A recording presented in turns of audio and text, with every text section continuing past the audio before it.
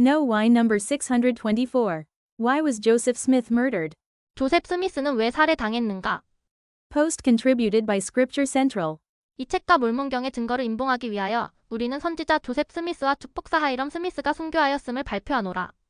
이들은 1844년 6월 27일 오후 5시경 카테즈 감옥에서 150명에서 200명의 마이너스 검게 칠한 마이너스 무장 폭도들에게 피격되었느니라. 하이럼이 먼저 총격을 받아 나는 죽노라. 외치며 조용히 쓰러졌느니라. 조셉은 창에서 뛰어내렸으나 도중에 총격을 받아 오주 나의 하나님이시여 라고 외치며 죽었느니라. 두 사람은 죽은 후에도 참혹하게 총격을 받았고 둘 다 네 발의 총탄을 받았느니라. 그들은 이전에도 자주 입증되었던 것 같이 아무 죄도 범하지 아니하여 무죄하였으며 다만 배잠자들과 악인들의 음모로 감옥에 감금되었을 뿐이라. 이에 카테즈 감옥의 바닥에 흘린 그들의 무죄한 피는 땅의 어느 법정에서도 거부할 수 없는 몰몬주의에 찍힌 큰 도장이여 또 지사가 서약한 일리노이주의 문장 위에 쏟은 그들의 무죄한 피는 온 세상이 이를 제기할 수 없는 영원한 복음의 진실성에 대한 증거여 또 자유의 기와 합중국 대헌장 위에 쏟은 그들의 무죄한 피는 예수 그리스도의 종교를 위한 사절이 되어 모든 나라들 가운데 있는 정직한 사람들의 신금을 울려줄 것이여 또 그들의 무죄한 피는 요한이 본 제단 아래 있던 모든 순교자의 피와 함께 주께서 그 피를 세상에 갚아주실 때까지 만군의 주께 부르짖으리라. 아멘. 교리와 성약 135편 17절. 더노 1844년 6월 27일 조셉 스미스와 그의 형 하이럼은 카테즈 감옥에서 폭도들에게 살해당했습니다. 조셉은 자신이 나는 도살장으로 끌려가는 어린 양과 같이 가노라. 교리와 성약 135편 4절라고 예상했으며 사실 적어도 몇 달 어쩌면 더 오랫동안 자신의 목숨을 잃을까 두려워했습니다. 그리고 그에게는 두려워할 만한 충분한 이유가 있었습니다. 사실 그와 그의 형제를 납치하여 죽이려는 살인 음모가 있었습니다. 법학자 조셉 I. 벤틀리의 최근 분석에 따르면 나부의 주요 배도자는 윌리엄 로와 윌슨 로, 로버트 포스터와 찰스 포스터, 프랜시스 히그비와 혼시 히그비 등 세 형제였습니다. 그들은 일리노이주 바르샤바 인근 마을의 신문 편집장인 토마스 샤프와 같은 저명한 반몰몬 인사들과 공모했습니다. 그들이 잘 계획된 음모를 꾸몄든 꾸미지 않았든 간에 벤틀리는 그들은 의심할 여지 없이 신중하고 단합된 행동을 하며 앞으로 나아갔다고 주장합니다. 그들은 일련의 법적 책략을 통해 행동했는데 그것은 의도적으로 고안된 카테지에서 조셉 스미스의 목숨을 치명적인 위험에 빠뜨리기 위한 목적이었습니다. 1844년 초까지 계획은 조셉과 하이럼을 행콕군 순회 법원이 있는 일리노이주 카테지에서 고소하는 것이었으며 그럼으로써 조셉이 나부에 있는 그의 본거지에서 쫓겨나 법적 문제를 처리하도록 하는 것이었습니다. 언젠가 된 존스는 이 무리의 지도자들이 카테지에서 조셉에게 불리한 어떤 것도 증명할 것으로 기대하지 않았지만 그에 대한 18가지 고발이 있으며 한 사람이 실패하면 다른 사람이 그를 억류하려고 시도할 것이라고 말하는 것을 우연히 듣게 되었습니다. 일단 그들이 구금되자 샤프와 다른 사람들이 발표한 신랄한 미사 여구에 분노한 반몰몬 폭도들은 그들이 자경단의 정의라고 인식하는 행동으로 선지자와 그의 형제를 처형할 기회를 잡았습니다. 이 계획은 일찍이 1844년 2월 26일에 시행되었는데 그때로 형제와 그들의 협력자들은 카테지에서 일련의 소송을 제기하거나 항소했습니다. 이 시점에서 이미 조셉은 단순히 법적인 차이를 해결하는 것 이상의 어두운 음모가 작용하고 있다고 의심했습니다. 이 소송들이 병합되어 기각된 후 반대자들은 5월에 또 다른 소송을 제기했습니다. 결국 이들 중 일부는 조셉을 나부에서 구출하는 데 성공했고 그리하여 그는 순교하기 정확히 한 달 전인 1844년 5월 27일에 카테지에 도착했습니다. 그때 공모자 중 한 명인 찰스 포스터가 일시적인 심경을 보인 것 같으며 조셉에게 다음날 그를 암살할 계획을 알렸습니다. 이 사전 통지를 통해 조셉은 잘 무장한 충분한 군대를 조셉을 보호하기 위해 나부에서 왔고 그 후 그는 무사히 집으로 돌아왔습니다. 한편 토머스 샤프는 조셉을 상대로 선동을 벌이고 있었고 그의 신문인 바르샤바 시그널에 반몰몬 선동을 부추기고 있었습니다. 5월 29일 그는 사설을 통해 우리는 조셉 스미스가 나부에서 안전하지 않다는 것을 확신할 수 있을 만큼 충분히 보고 들었으며 그가 짧은 시간 내에 폭력적인 수단에 의해 죽었다는 소식을 듣는다 해도 놀라지 않을 것입니다. 그는 치명적인 적을 가지고 있습니다. 이 나라의 감정은 지금 극도로 격렬하게 움직여 있으며 아주 사소한 도발에도 분노가 터져 나올 것입니다. 일주일이 조금 지난 후 나부에서 교회를 세웠던 반대자들은 자신들의 신문인 나부 익스포지터를 창간하여 교회 회원들에게 자신들과 함께하도록 독려하고 나부 내부에서는 조셉과 교회에 대한 선동적인 내용을 게시했습니다. 나부 익스포지터의 창간호는 1844년 6월 7일에 발행되었습니다. 이틀간의 광범위한 심해 끝에 조셉 스미스와 교회의 다른 17명의 저명한 지도자들이 포함된 나부시의회는 그 신문을 공공의 골칫거리로 선언하고 나부 헌장에 따라 그렇게 할 수 있는 법적 권한이 부여되었음 인쇄기와 신문 4본을 모두 평화적으로 폐기할 것을 명령했습니다. 이는 미국 헌법 제1차 수정조항에 명시된 언론의 자유에 대한 오늘날의 개념에 반하는 것이긴 하지만 조셉과 의회의 조치는 법적으로 건전한 것이었으며 당시로서는 드문 일이 아니었습니다. 다른 인쇄기들도 일리노이주 스프링필드와 엘턴, 그리고 물론 미주리주 인디펜던스에서도 비슷한 취급을 받았습니다.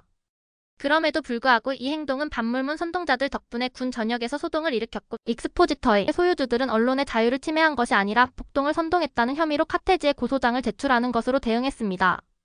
조셉은 처음에 인신보호영장을 사용하여 나부 지방법원에서 재판을 받았고, 그 법원은 그와 다른 17명의 피고에 대한 모든 혐의를 무죄로 판결했습니다. 당연히 이것은 조셉을 비판하는 사람들이 조셉이 재판을 회피하기 위해 본국의 법정을 이용했다고 생각했기 때문에 반물문의 열기를 더욱 부추기는 역할을 했을 뿐이었습니다. 카테지의 순회 법원 재판장인 제시 토머스의 조언에 따라 조셉과 다른 사람들은 폭동 혐의에 대한 두 번째 재판을 받았는데, 이번에는 나부 외곽에 살고 있는 후기 성도가 아닌 저명한 평화 증진 판사인 데니얼 H. 웨스 판사 앞으로 나부 밖에서 열렸습니다. 장기간에 걸친 심리 끝에 양측에 있는 5명의 증인에 대한 신문과 반대 신문을 거친 후 모든 피고는 다시 석방되었습니다. 그러나 이것은 동요하는 이웃 사람들을 만족시키지는 못하였습니다. 토머스 샤프와 익스포지터 발행인들이 선동한 대규모 집회의 결의안들은 나부를 침공하고 모든 물문을 근절할 것을 요구했습니다. 샤프와 그 밖의 사람들은 그들의 마을에서 집회를 열고 나부의 배도자들이 나타나 불길에 부채질을 했으며 6월 19일을 몇몇 지역 민병대가 나부를 침공한 날로 선포했습니다. 이러한 위협에 대응하여 조셉은 나부의 계엄령을 선포하고 나부 군단을 소집하여 침략으로부터 도시를 보호하도록 했습니다. 그 위협적인 침공은 일어나지 않았고, 포드 총독은 바르샤바와 카테지에서 조셉의 적들을 만난 후 조셉에게 카테지로 와서 폭동 혐의에 대한 재판을 다시 받게 할 것을 주장했습니다. 주지사는 조셉이 보호를 받을 것이라고 보증했습니다. 그러나 그는 평화를 유지하기 위해 나부 군단의 무장을 해제해야 한다고 주장했지만 동시에 다른 민병대도 무장 해제하지는 않았습니다.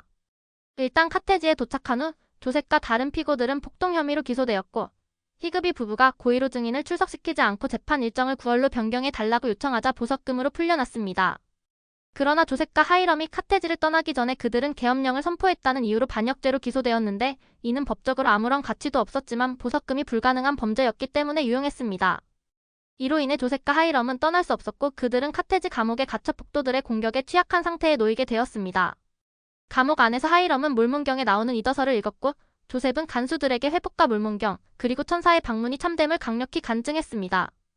밖에서는 결국 약 2,000명에 달했던 폭도들이 모여들었고, 사람들은 미주리에서 합류할 준비를 하고 카테지로 와서 1844년 6월 27일 오후 늦게 조셉과 하이럼을 암살할 준비를 하고 있었습니다. 더 와이.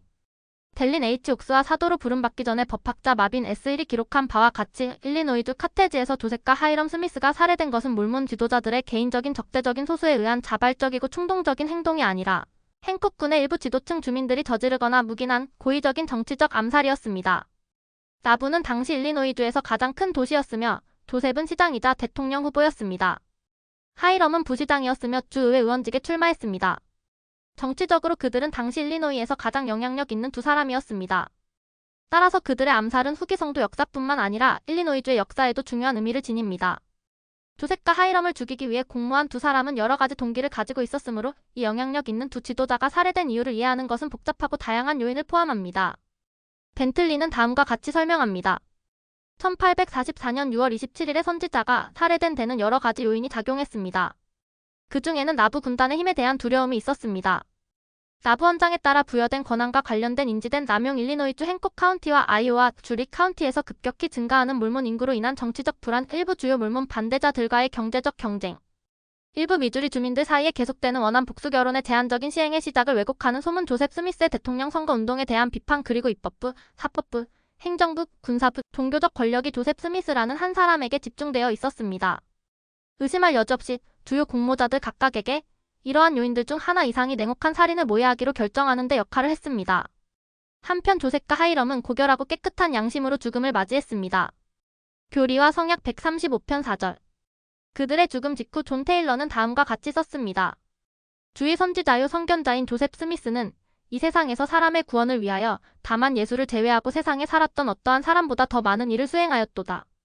20년이라는 짧은 기간 동안에 그는 하나님의 은사와 권능으로 번역한 물문경을 세상에 내놓았고 두 대륙에 그것을 출판하는 방편이 되었으며 거기에 실려있는 영원한 복음의 충만함을 땅의 사방에 보냈으며 이 교리와 성약책을 구성하는 여러 계시와 계명 그리고 사람의 자녀들의 유익을 위한 다른 많은 지혜로운 문서와 교훈을 내놓았으며 수천 명의 후기 성도들을 집합시켜 위대한 도시를 세워 지을 수 없는 명성과 이름을 남겼느니라.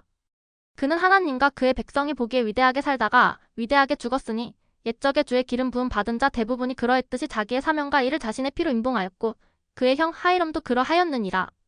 살아있을 때 두 사람은 갈라져 있지 아니하였고 죽을 때도 그들은 헤어져 있지 아니하였도다. 교리와 성약 135편 3절.